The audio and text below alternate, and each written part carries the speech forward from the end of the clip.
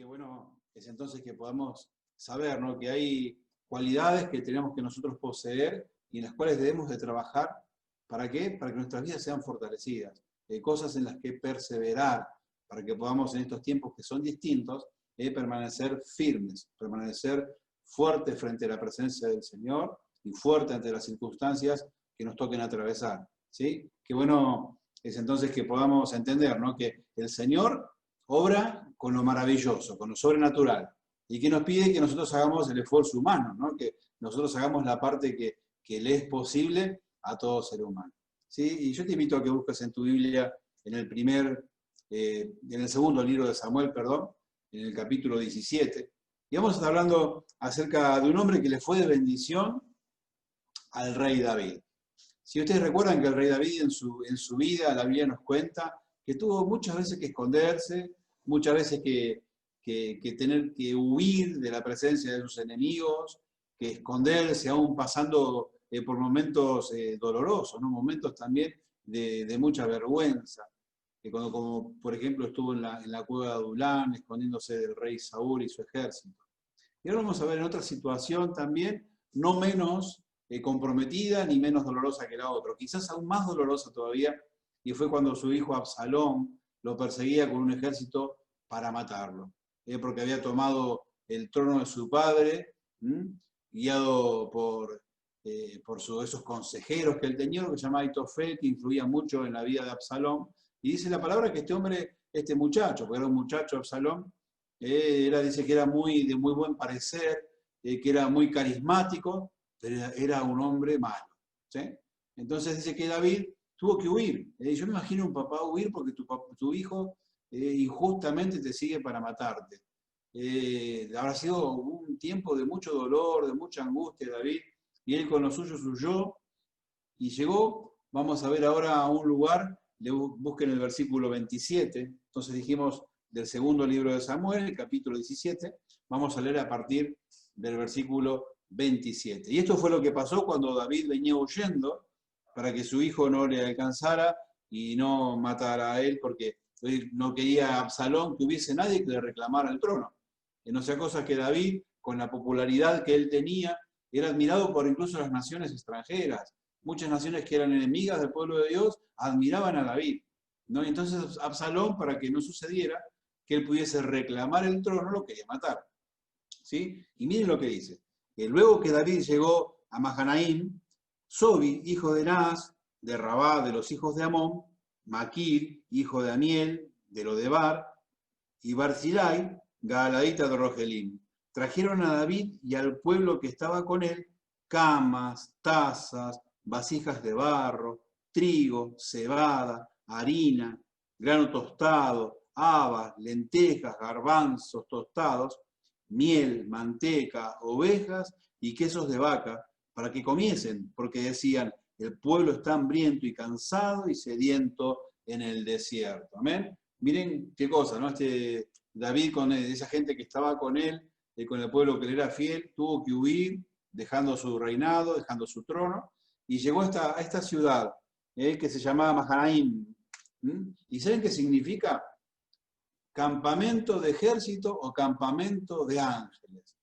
Y llegó allí David en busca de ayuda, en busca de que le vieron que decía que terminaba allí, y le llevaron todas esas cosas porque estaban sedientos, estaban hambrientos, estaban en el desierto, y hubo gente que tuvo compasión de David y de todas esas personas que estaban con David.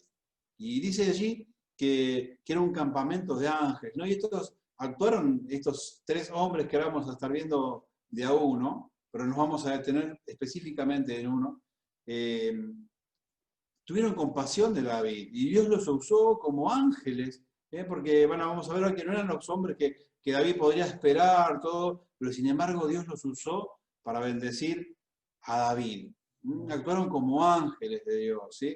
Vieron que en Hebreos dice que muchas veces nosotros en nuestras casas recibimos y hospedamos ángeles y ni siquiera lo sabemos, ¿no? Y una de las primeras cosas que quiero que pensamos es que muchas veces la ayuda que el Señor nos va a proveer va a venir del lugar menos pensado, ¿sí? Porque el Señor es todopoderoso, Él sabe lo que hace, y muchas veces nosotros cometemos el error de de discriminar, de pensar que esta persona yo no quiero tener más relación, que esta persona jamás va a estar en mis pensamientos, no va a estar en mis caminos, porque nosotros juzgamos sus pensamientos y creemos que, y consideramos y declaramos que esa persona jamás me va a ayudar.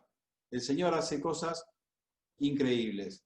Como ya lo había hecho también con Nehemías en el momento de ayudarlo, tocó el corazón del rey, que los tenía exiliados. Y el Señor obró e hizo su obra a través de alguien que era el menos esperado para aquel que iba a ser auxiliado. Y acá a David le tocó, el primero que nos menciona, que lo ayudaron cuando estaba en aquella situación, Sobi, hijo de Naas, de Rabá, de los hijos de Amón. Eran amonitas estos, mucho tiempo fueron un pueblo que guerreaba con el pueblo de Israel cuando David estaba ejerciendo, llevando adelante como general del ejército. Y saben que este Sobi dice que estaba en Rabá, Rabá la capital de los amonitas, del pueblo de Amón, ¿sí? Y dice que llegó un momento en que David admiraba, estaba con estos pueblos amonitas y falleció el papá de Sobi y su hermano que se llamaba, tiene un nombre, Anum se llamaba el hermano de Sobi, y falleció el papá. Y entonces David envió un cortejo con soldados y con personas a rendirle honores a este hombre que había muerto, que estaba gobernando en ese momento, ¿sí? Y dice que este hermano mayor de Sobi dijo, esto es una trampa, nos viene a hacer, para poder capturarnos, nos está mintiendo, que viene con una intención y es otra, ¿no? Y entonces trató de remar a los que David mandó. Y entonces después David armó una revolución, fue y tomó el lugar y puso a este Sobi como gobernador. Y ahora Sobi, cuando tuvo oportunidad de bendecir a David, porque David estaba en un aprieto, su hijo le perseguía, y entonces él no dudó en ser de ayuda para este rey David que había sido depuesto. El otro que nos nombra allí es Maquir, hijo de Amiel, de Lodebar. ¿Sabés quién era Maquir? Buscando un poquito encontré Maquir, fue aquel que ayudó a Mefiboset. ¿Quién era Mefiboset? Era el hijo de Jonatán, nieto de Saúl, el primer rey de Israel. Y todavía recordemos que todavía era un reino solo, era Israel, todavía no se había dividido en dos reinos, el de Judá por el sur y el de Israel por el norte, en un solo reino de Israel. Y dice que nos cuenta la palabra que Jonatán, hijo de Saúl, y David juraron amor, ¿no? E incluso defender cada uno y preocuparse por toda la descendencia del otro. Y entonces cuenta la palabra que cuando David venía a tomar su trono a Jerusalén, toda la familia de Saúl obviamente sintió miedo. Este que viene a tomar el lugar del verdadero rey, que era Saúl, para ellos era su familia, por supuesto, ¿no? Y entonces dice que empezaron a escaparse de Jerusalén, se fueron, llevándose todo lo que podían, y el momento de la nana, la nodriza de este Mefiboset, que era hijo de Saúl, de Jonatán, nieto de Saúl, dice que lo agarró, se acordaron todos la historia, y cuando quiso escaparse con el bebé se cayó y se lastimó mucho las piernitas, y dice la palabra de Dios, que quedó lisiado de los pies, ¿no? Y entonces se escaparon y fueron justamente a Lodebar, ¿sí? A esta ciudad llamada Lodebar, y allí lo tenían escondido. Y este muchacho, Maquir, fue el que lo cuidó y lo tomó a Mefiboset como de él y lo guardaba. Y un día David recordó la promesa que le había hecho a Jonatán. Y dijo, ¿habrá quedado alguien de la familia de Saúl a quien yo pueda beneficiar o bendecir? Y dijeron, sí, hay un muchachito que se llama Mefiboset. Y entonces David lo mandó a buscar a esta ciudad. Y cuando llegó, obviamente Maquir dijo, sonó mi protegido. Aquí lo vine a buscar seguramente porque era costumbre de que el rey que tomaba posesión del trono aniquilaba a la familia del otro, para que nadie reclame el trono, vuelvo a decirlo, ¿no? Sino capaz que en algún momento el pueblo que quisiera levantar a este Mefiboset o a otro heredero de Saúl como rey. Y entonces lo primero que pensó, ¿no? Buscando y viendo la misma reflexión que hacíamos recién, ¿no? ¿Por dónde Dios nos va a ayudar? Y este Maquir lo que menos pensó que David lo mandaba a buscar para beneficiarlo. Dijo, bueno, acá lo viene a buscar para matarlo. Hasta aquí llegó la vida de Mefiboset. Y por el contrario, David lo hizo llevar, dice que llegaron unos carros a esta ciudad. y preguntaron por él, por Mefiboset, y dijeron, sí, dice, es él. Y se lo llevaron, y entonces David lo puso a participar de su mesa, de la mesa del palacio, de todos los bienes del palacio, y le restituyó todo lo que había sido de Saúl, su abuelo, todas sus posesiones, se las dio todas a Mefiboset. Así que nunca discriminemos, no sabemos por dónde el Señor nos va a ayudar, sabemos que el Señor es todopoderoso, que está por encima de toda situación, que Él tiene el control de todas las cosas. Creamos en el Señor y confiemos que Él nos va a ayudar de una manera o de otra, pero nosotros no sabemos quién, aquellos que estemos juzgando, por dónde el Señor nos va a ayudar, o a través de quién el Señor nos va a bendecir. ¿Quién va a ser nuestro ángel? Siempre pienso que muchas cosas que nos pasan a nosotros, quizás es la respuesta a la oración de otro. Les cuento así, el otro día perdí un dinero, se me cayó de la camioneta, y yo dije, Señor, espero que este error mío o este problema mío haya sido la respuesta de oración a otra que lo necesitaba. Y después me puse contento, digo, seguro que lo encontró alguien que lo estaba necesitando. Y después dije, ya está, ya fue. ¿No? Y lo entregué en manos del Señor y no tuve en ningún momento ningún tipo de dudas ni de broncas, ¿no? Porque sabía que el Señor está por sobre todas las cosas. ¿Sí? Y saben que ahora quiero detenerme en el tercero, que fíjense cómo se llama. Barzillai, ¿sí? Dice allí, en el versículo 27, al terminar, Galadita de Rogelín. Y quiero que veamos en este hombre hoy, si bien todos tenían un montón de cosas que poder admirar y poder sacar y poder aprender, diría Jere, para la vida, con la H en el medio, ¿sí? Que significa que uno hace parte de la vida, ¿sí? Y fíjense, vamos al capítulo ahora 19, a partir del 31, y nos va a hablar de este hombre. Y vamos a detenernos por unos minutos en la vida de este hombre, en la forma en que estaba él delante de la presencia de David y delante de la presencia de Dios, y vamos a ver de estas cualidades que hoy les quiero hablar. ¿Sí? Y dice así a partir del 31, entonces capítulo 19, del mismo libro de segundo de Samuel, versículo 31, dice, también Barzillai Galadita descendió de Rogelim y pasó el Jordán con el rey, para acompañarle al otro lado del Jordán. Cuando habla del rey está hablando de David, que David ya estaba por recuperar su trono, porque en el capítulo anterior nos cuenta que Absalón fue a detenerlo y destruyeron el ejército de Absalón y los que sobrevivieron se pusieron del lado de David. David recuperó su trono y estaba yendo a Jerusalén a ocupar el palacio.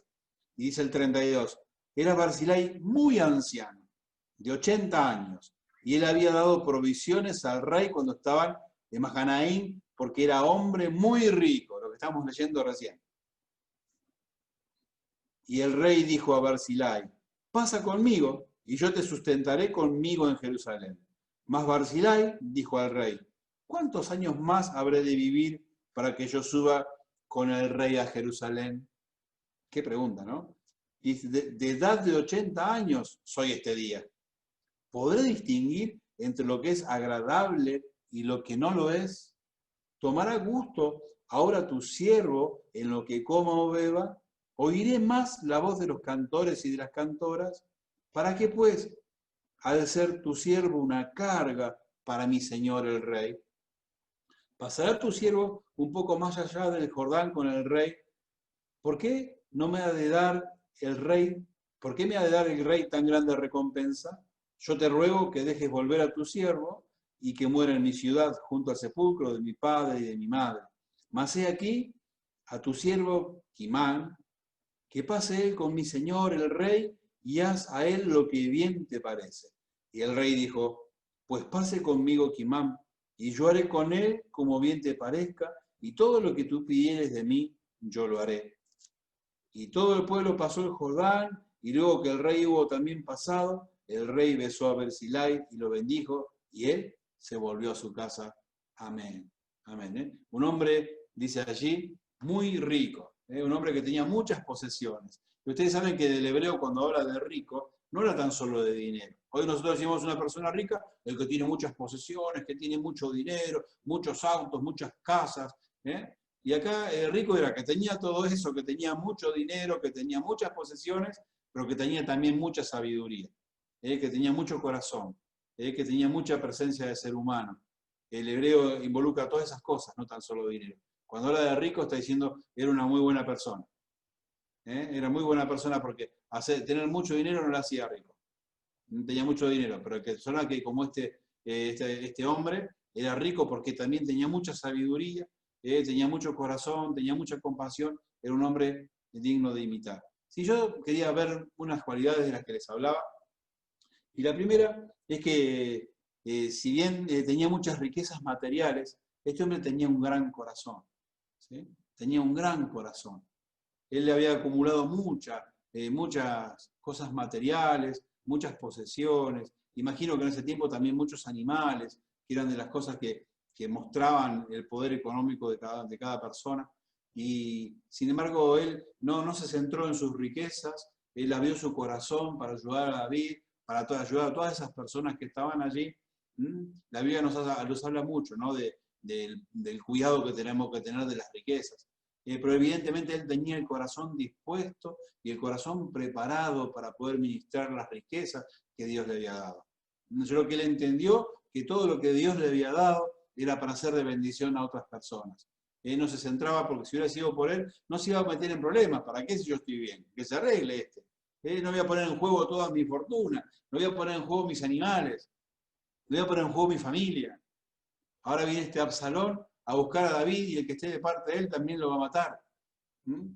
Y entonces, qué bueno, ¿no? Decir y pensar que cuando el Señor nos provee es porque ya también ha provisto de la suficiente sabiduría, del suficiente amor para que podamos entender el mensaje que Dios nos da a través de la provisión.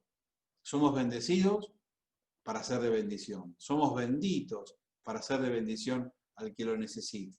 Entonces, qué bueno esta cualidad, ¿no? De un gran corazón, un hombre cuando decimos un corazón que no le entra en el pecho, este hombre yo creo que realmente era un hombre que tenía una cualidad de tener el corazón muy grande. Y cuando uno habla de corazón grande, de la parte espiritual, de la parte dadivosa, de la parte abierta a ayudar, abierta a ser de bendición, abierta a estar ocupado más en el prójimo que en sí mismo, como nos enseña la palabra, abierta a estar buscando la oportunidad de bendecir, la oportunidad de estar ayudando, la oportunidad de compartir todo lo que Dios nos ha dado, y el Señor sigue multiplicando para que puedas ayudar a muchos más. ¿Sí? Lo segundo que quería, y me llamó la atención, es acerca de su fe. De su fe porque, como decía recién, le puso todo en juego. Absalón venía dice, si leen el capítulo 17, dice que con 12.000 hombres armados venía a buscar al padre, a David. Y todos estos que se ponían de parte de David, sabían que Absalón también se hacía agarrar con ellos.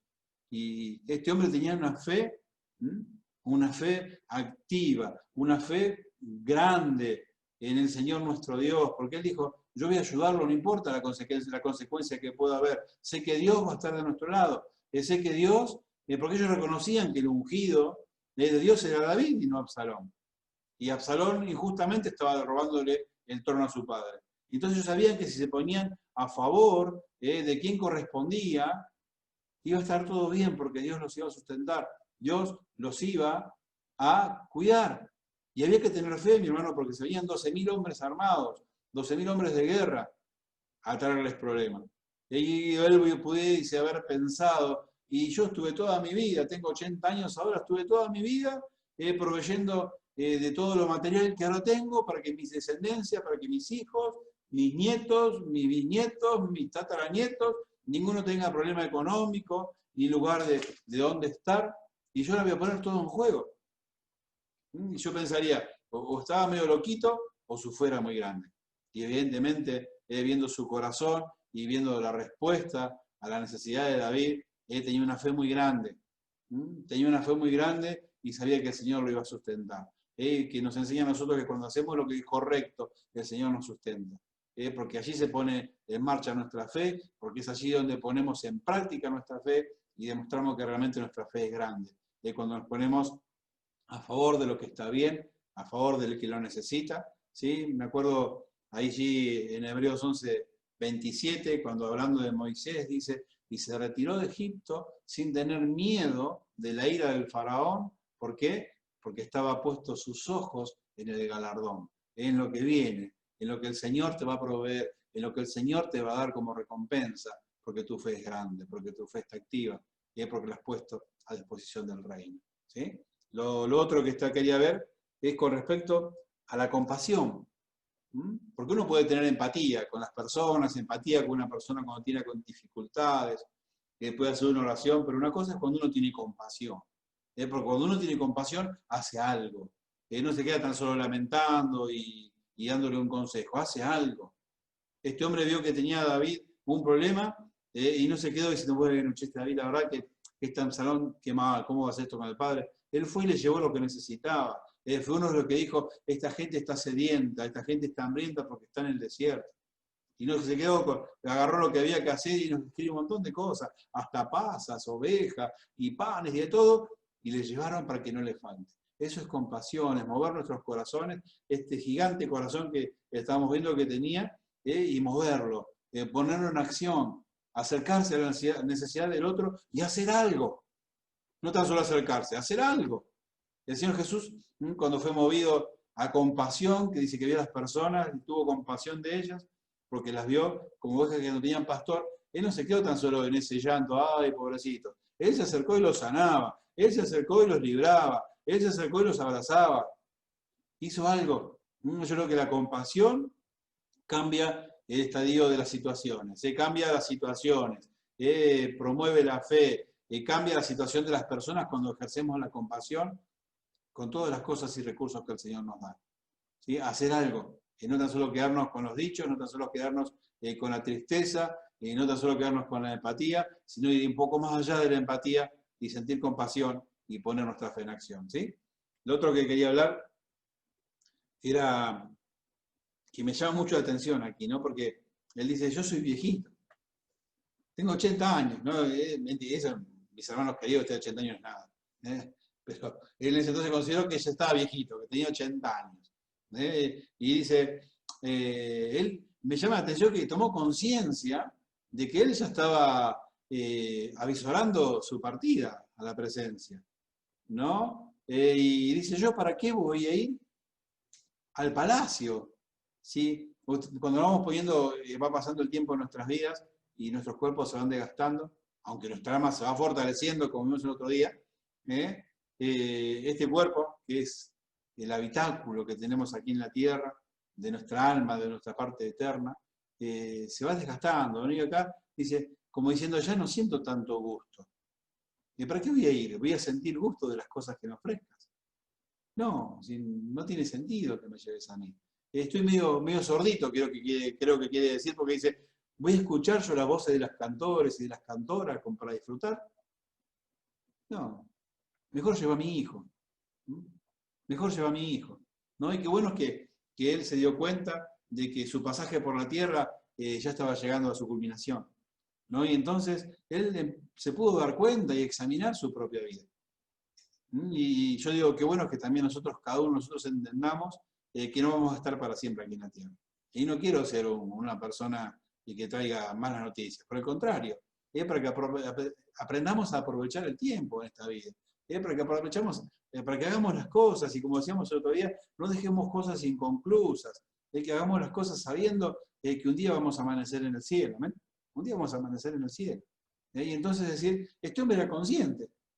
No dijo, tengo 100 años más acá y me voy a quedar, voy a disfrutar del palacio, de la música, de las comidas. Dijo, yo voy a hacer otras cosas, voy a volver a mi tierra, voy a estar cerca de donde están mi mamá y mi papá sepultados, le habrán quedado cosas en su tierra que hacer todavía. Y dijo, ¿a qué voy a ir yo? ¿No? Y que bueno también nosotros despertarnos en realidad de que somos pasajeros, como dicen aquí, en esta tierra. Nuestro lugar ya ahora, que somos hijos de Dios, nuestro lugar es en el cielo. Somos ciudadanos del cielo. Tenemos un nuevo documento de identidad, decíamos con los hombres, porque ahora somos ciudadanos del cielo. Entonces, saber que estamos aquí y admitirlo y darnos cuenta que cómo tenemos que guiar nuestras vidas. ¿A qué tenemos que darles prioridades en esta vida? Hacer tesoros en el cielo nos enseña la palabra.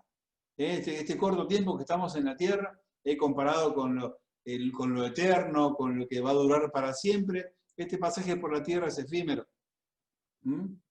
Santiago, el apóstol, decía que la vida es como el vapor, que la vemos y pronto se desvanece. El salmista que decía, ayúdame a contar mis días, como sabiendo, yo sé que mis días están contados, no son eternos, y hablo de los días en esta tierra. Entonces, qué importante hacer lo que corresponde, qué importante es ocuparnos del tesoro en el cielo, qué importante es no dejarnos confundir y vivir pensando en el tesoro que hacemos aquí en la tierra, porque un día el Señor nos va a ir a buscar y nos va a llevar a su gloria, ¿sí? Y entonces, ocupemos nuestro tiempo en lo que es eterno. Y el día hablamos de las prioridades, que el Señor Jesús nos decía, busquen primero el reino de Dios y su perfecta justicia, ¿sí? No desperdicien el tiempo en cosas que no son eternas. No se esfuercen por cosas que no son eternas. El Señor, igual de todas maneras, todas esas cosas las va a proveer y en su justa medida. ¿Sí? Entonces, entendamos que este pasaje por la tierra es efímero. Y entonces decir, tengo que aprovechar este tiempo. Tengo que aprovechar el tiempo que estoy acá, voy a bendecir a todos los que más pueda, y voy a ayudar a todos los que más pueda, voy a llevar la palabra de Dios a todos los que más pueda, y voy a dedicarme a ser feliz, porque sé que Dios me ayuda para que esto pueda ser así. ¿Amén? Y lo otro, quedan dos cositas más voy a compartir, así no se hace tan largo. Miren lo que dice el versículo 36, esto a mí que me encanta. Dice, pasará tu siervo un poco más allá del Jordán con el rey. ¿Por qué me ha de dar el rey tan grande recompensa? ¿Qué nos dice esta palabra? Que él a sus propios ojos se veía inmerecedero. A sus propios ojos se veía pequeñito. ¿Qué es eso? Humildad. Era un hombre humilde. Que él podía haber hecho, sí, llévame a mí porque yo no me lo merezco, yo miré toda la plata que hice, todo lo que hice para mis hijos, yo voy a disfrutar de esto en el palacio, a mis hijos ya les dejé una herencia importante, ahora que se arreglen. No, él dijo, Señor, ¿por qué me vas a llevar a mí si yo no soy nada? No soy nada. El Señor Jesús nos dice que nosotros no ocupemos los primeros lugares en las fiestas, que busquemos siempre los de atrás. Entonces, Kim, para mí este versículo me encanta, porque habla de que tenemos que ser humildes, de que no tenemos que vernos más grandes con nuestros propios ojos, sino vernos pequeñitos para que el Señor nos bendiga, para que el Señor tome control de nuestras vidas. Tenemos que vencer ese yo, esas ganas de ser reconocidos, esas ganas de estar en las marquesinas, esas ganas de que se nombre y que nuestro nombre sea puesto en alto, porque el único nombre que tiene que estar puesto en alto es el nombre de Jesucristo. ¿Amén? El único nombre. Y allí vamos a tener nuestra verdadera recompensa, cuando podamos ser lo suficientemente humildes. ¿Sí? Este hombre era humilde a pesar de su fortuna, a pesar de ser amigo del rey más poderoso y más conocido de la época, él era humilde. Y le decía, no, ¿cómo vas a llevar a mí? No vale la pena que me lleves a mí. Yo no soy nada, estoy viejito, ya ni escucho. Qué lindo, ¿no? Qué lindo es poder alcanzar esta humildad, ¿no? Esta cualidad de ser humildes, de trabajar en ella. Eso es lo que potencia la vida de todo ser humano, sobre todo la potencia la vida de todo hijo de Dios, de todo cristiano, el ser humilde. Que la única recompensa la esperemos en el cielo y acá lo hagamos todo por amor, por fidelidad a nuestro Dios, sin necesidad de reconocimiento, sin necesidad de que nos pongan en marquesinas, sino que lo hagamos por la gloria de Dios. Y lo último que voy a compartir, y que me gustó, que tiene este hombre una visión de generaciones.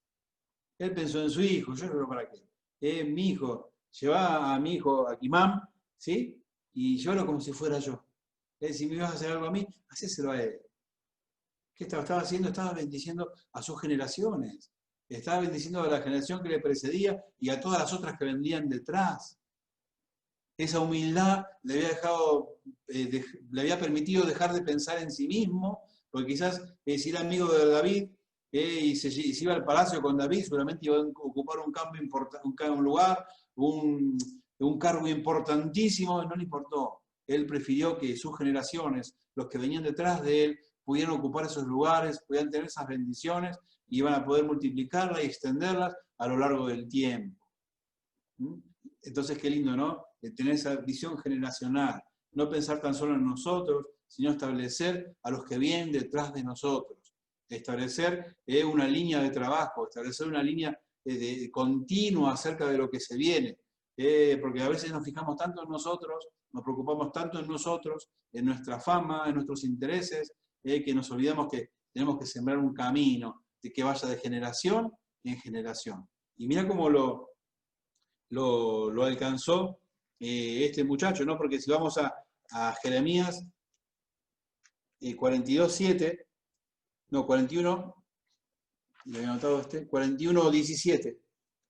Mira lo que dice, y fueron y habitaron Jerut Kimam, que está cerca de Belén, a fin de ir y meterse en Egipto.